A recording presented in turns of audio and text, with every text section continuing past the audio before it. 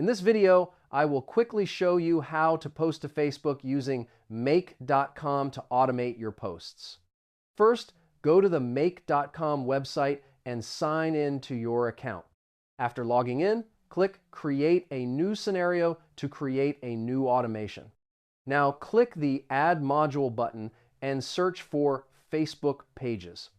Next, choose the Create a Post or Create a Page Post option.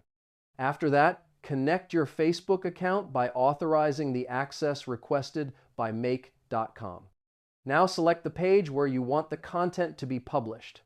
Then write the text of the post that will be published automatically.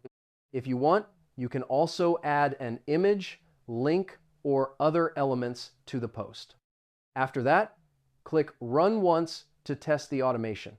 If the test works correctly, activate the scenario so the posts happen automatically. You can also add triggers like Google Sheets, Airtable, or a calendar to publish content on a schedule.